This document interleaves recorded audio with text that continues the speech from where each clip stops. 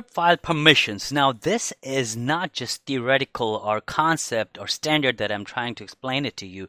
This is actually mandatory. You need to have the right permission to execute a script and to have a proper permissions on the script file itself.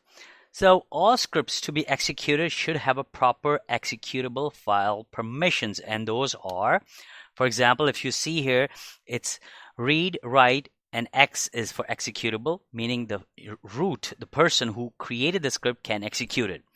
Then read-X, meaning the group who belongs to that user, or the user belongs to a group, has the right to read and execute the script.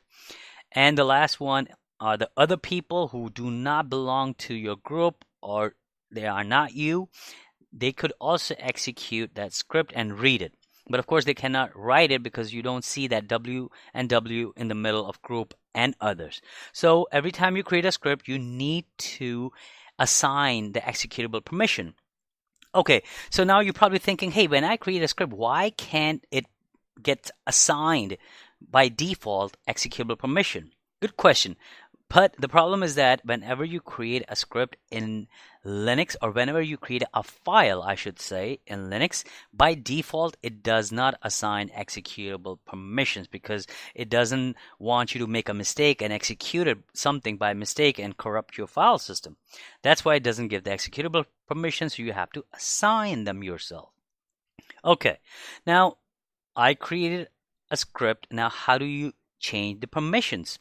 Simply, the command to change the permission is chmod a plus x and the name of the script.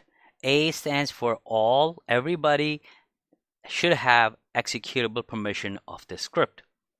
I prefer letters as A or G or O for user group and others. There are other people, or you probably are familiar with the digits as well, like 65567, something like that, which I'm not too much familiar. I try to follow something that I am very familiar with, and I would like to teach you something that I know. Anyway, if you are comfortable with your own way of assigning permission, you be my guest. You feel free to use that. Now let's see, if I log into my machine and I create a script, then how can we change permission?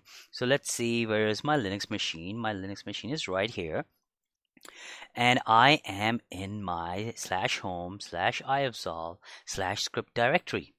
I wanted to create a script, and there are few ways you could create a file. First, you always create a file.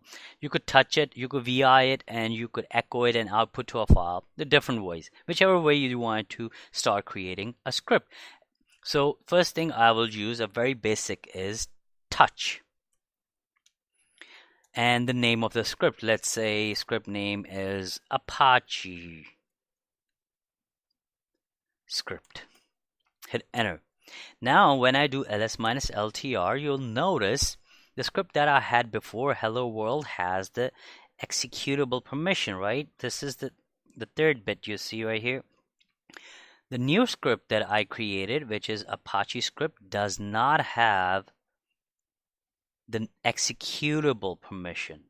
So in order for you to run that script, you need to assign executable permission. To assign the permission, you have to run the command chmod. As I said, I'll use for all. Everybody should have executable. Plus X for executable, the name of the script. Hit enter. Now do ls-ltr. You will see the name of the script and its correct permission. This is how you assign permission. Very easy to do that. If you're already in Linux, you've been using Linux, you're probably like, oh, I know that. Perfect. If you know that, let's move on.